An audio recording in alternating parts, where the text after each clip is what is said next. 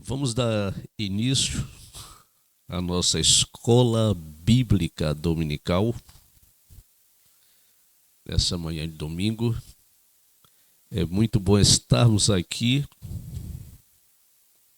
reservando esse tempo para adorar ao nosso Deus, o Deus Todo-Poderoso, Criador dos céus e da terra. E vamos começar agradecendo a Ele. Pai Todo-Poderoso, muito obrigado, Senhor, por este dia. Muito obrigado pela vida. Muito obrigado pelo teu amor, pelo teu carinho para conosco. Abre, Senhor, os nossos ouvidos e o nosso coração para ouvirmos a tua palavra e guardá-las e fazer uso dela nos momentos oportunos. Em nome de Jesus Cristo. Amém. Meus queridos, há um tema muito importante para se falar, um tema muito importante que muitas pessoas são criadas na igreja, às vezes ficam com seus cabelos brancos, mas não entendem sobre algo. E quando perguntam, às vezes elas não sabem explicar. Por que Jesus Cristo, Filho de Deus, ele teve que morrer na cruz? Se Deus pode todas as coisas, por que não livrou Jesus Cristo da morte de cruz? Ele não poderia arranjar outro meio para nos salvar? Teria mesmo que Jesus morrer por isto? Então, vamos olhar aqui nas Escrituras, no livro de Gênesis, que é o primeiro livro aqui do Antigo Testamento, Gênesis capítulo 2, versículos 15 ao versículo 17. Está escrito: tomou, pois, o Senhor Deus ao homem e o colocou no jardim do Éden para o cultivar e o guardar. E o Senhor Deus lhe deu esta ordem: de toda árvore do jardim comerás livremente, mas da árvore do conhecimento do bem e do mal não comerás, porque no dia em que dela comeres, certamente morrerás.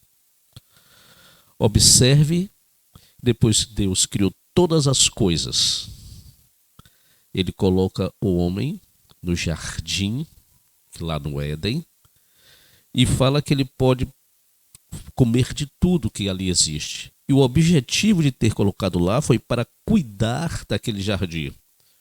Então Deus deu uma atribuição ao homem, que era para ele trabalhar, cultivar, cuidar, porém, que da árvore do bem e do mal ele não a comesse. Essa foi a ordem. E também diz que se ele comesse dessa árvore, ele ia morrer. Está bem claro aqui no versículo 17: mas da árvore do conhecimento do bem e do mal não comerás, porque no dia em que dela comeres, certamente morrerás. Então, após Deus ter dado esta incumbência ao homem de cuidar daquele jardim, viu Deus que não era bom que o homem ficasse só para tamanha responsabilidade. Então, Deus coloca o homem em profundo sono e da sua costela ele tira uma costela e aí dá vida a Eva. E quando ele acorda, está lá prontinha a Eva, sua esposa.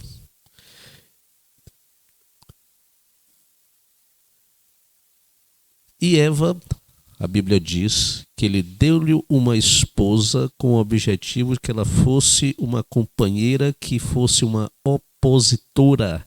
Ou seja, tudo que o homem fosse fazer, tudo que Adão fosse fazer, ela o fizesse refletir.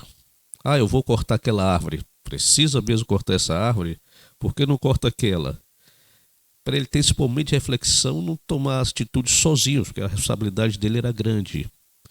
E foi justamente a esta mulher que aparece o maligno em forma de serpente e começa a perguntar, rodear, perguntar, vem cá, aqui você não pode comer nada não, como é isso aí? E vai botando, colocando a conversa sobre ela, e ela diz que podemos comer de tudo, mas naquela árvore do bem e do mal não podemos nem tocar. Deus não falou que ela não podia nem tocar, falou que não comesse apenas. E na mentira, as portas se abrem para que o inimigo entre, que ele é o pai da mentira. E ela deu a brecha que ele queria para entrar. Então ele falou. O inimigo fala para Eva: olha, você não vai morrer se você comer. Simplesmente Deus não quer que você tenha o mesmo conhecimento que dele. Pode comer. E ela, já tentada pelo maligno, que uma das partes da tentação é a ambição. A pessoa fica ambiciosa, a pessoa fica com vontade de ter as coisas mais do que pode ter. Faz parte da ambição. E ele plantou essa ambição no coração de Eva. E Eva vai, pega o fruto e come.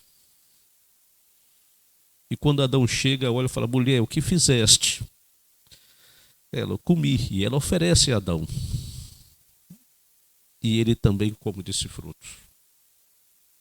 A partir daí, a sentença seria o quê? Morte. Porque Deus falou com ele. Mais uma vez, lendo aqui o versículo 17. Mas da árvore do conhecimento do bem e do mal não comerás, porque no dia em que dela comeres, certamente morrerás. Imagine você, nos nossos dias, que alguém cometa aí um assassinato bárbaro, seja preso e quando for levado a uma sentença, o juiz chega e: não, vou liberá-lo. Não houve nem as testemunhas, libera logo ele. O que vocês falariam desse juiz? Pô, esse cara fez uma coisa muito horrível, não vai morrer, não vai ser preso, não vai ser condenado. O juiz liberou ele tranquilamente. Que juiz é esse? Garanto que as mídias aí, eu caísse para esse juiz aí, o nome dele, todo mundo ia ficar sabendo que esse juiz aí é corrupto. Esse juiz fez algo que não é correto. Como ele libera assim? Então, o salário do pecado é a morte.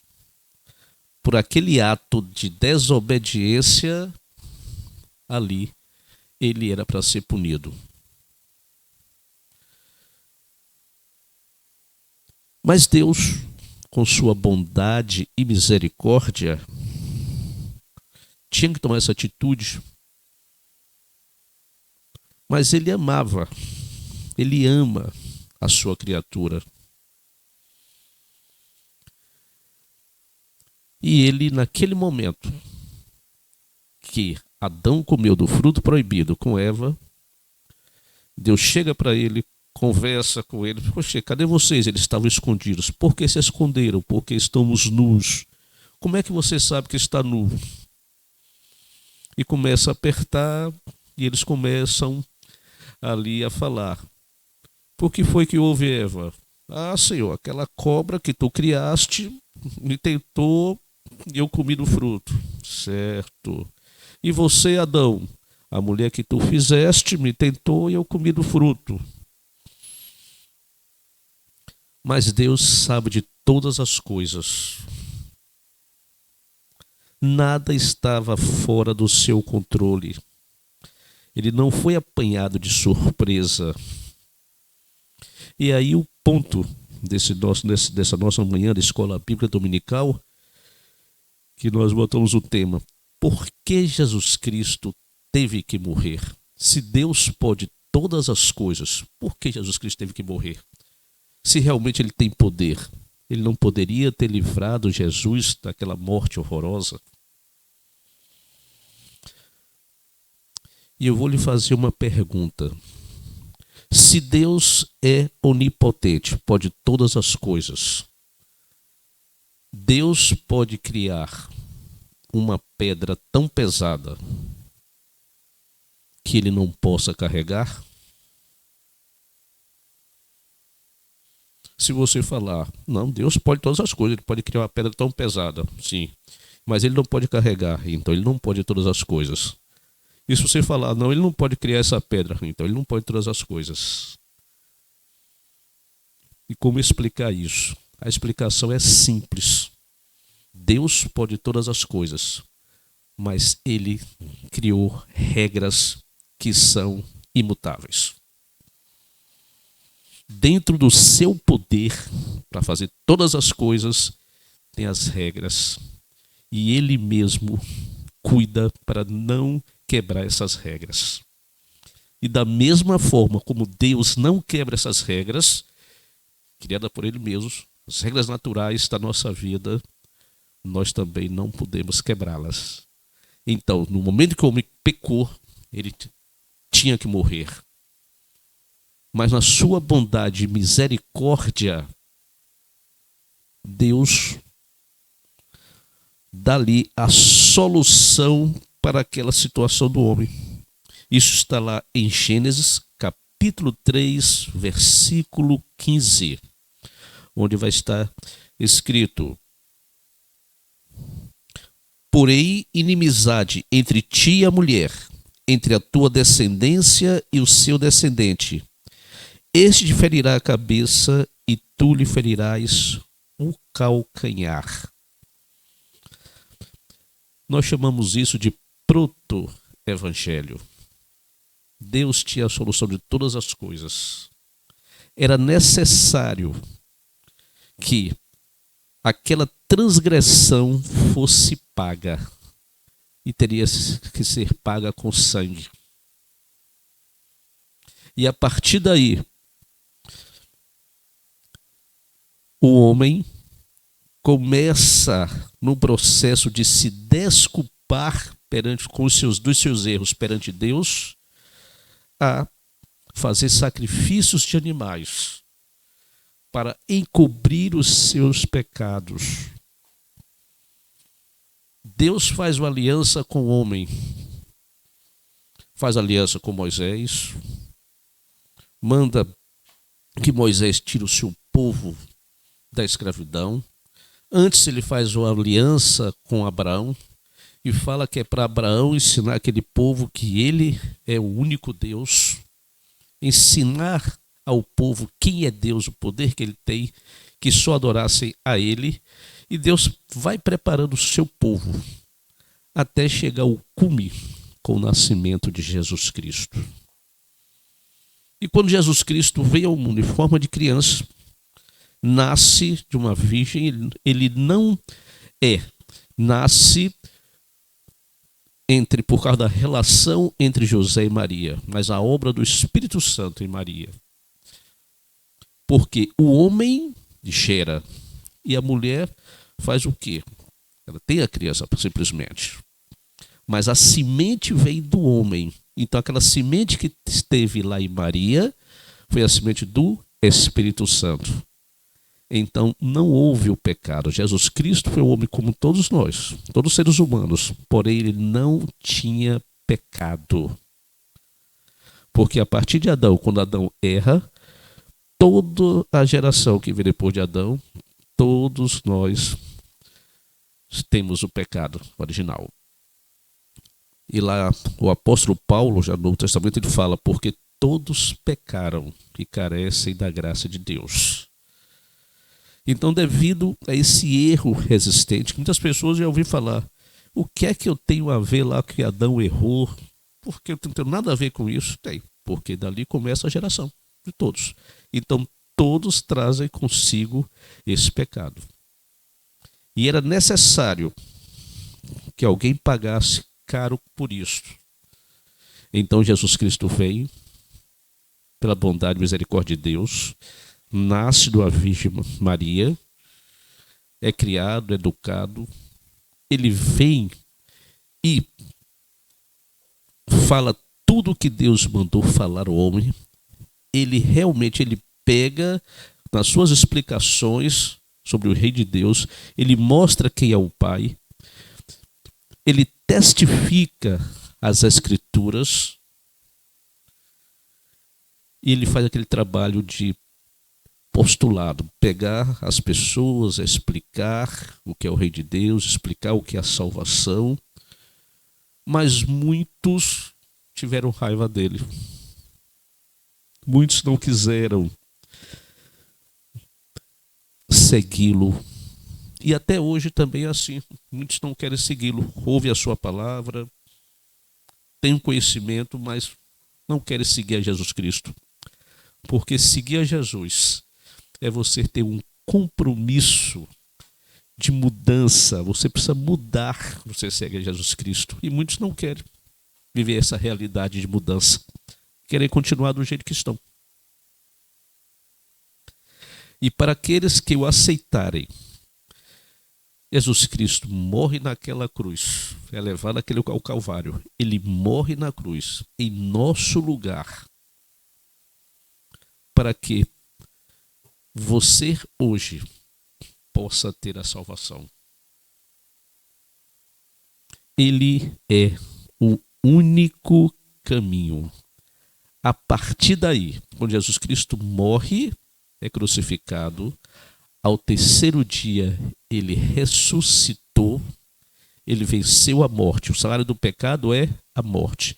Jesus Cristo morreu e ressuscitou. Ele venceu a morte. E por causa desse acontecimento, todo aquele que crer nele tem a vida eterna. Esta é a promessa dele. Se você vier a morrer, crê em Jesus Cristo e vier a morrer, quando ele vier buscar a sua igreja, vier buscar os seus, em primeiro lugar os sepulcros se abrirão e aqueles que morreram nele vão ser ressuscitados e os que estiverem vivos terão seus corpos transformados e juntos subirão até as nuvens para o encontro com Jesus Cristo.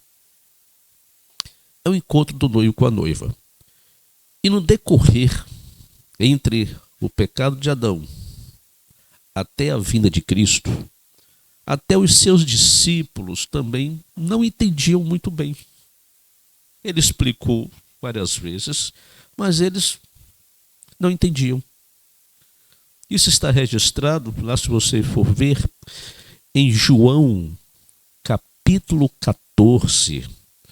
O João está no Novo Testamento, vai ser o quarto evangelho, Mateus, Marcos, Lucas e João. Se você for lá para João, capítulo 14,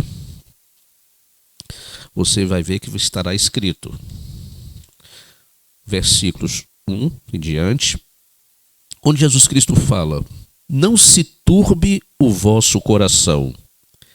Credes em Deus, crede também em mim. Na casa de meu pai há muitas moradas. Se assim não fora, eu vou-lhe teria dito, pois vou preparar-vos lugar. E quando eu for e vos preparar lugar, voltarei e vos receberei para mim mesmo, para que, onde eu estou, estejais vós também. No momento que Jesus Cristo falou isso para os seus discípulos, eles estavam assim tristonhos. Aquele clima assim, tipo aquele clima de funeral. Uma tristeza estava sobre todos, porque Jesus falou: olha, daqui a algumas horas eu serei entregue na mão dos ímpios. Eu morrerei. E o pessoal ficou assim triste. Poxa, Jesus vai morrer, vai embora, vai para o Pai. E nós? Então, para consolar os seus discípulos, Jesus fala isso. Talvez para você hoje o que acabamos de ler não tem assim um significado profundo por causa da nossa cultura ocidental. Mas eu vou lhe explicar o que Jesus falou dentro daquele contexto do Oriente Médio.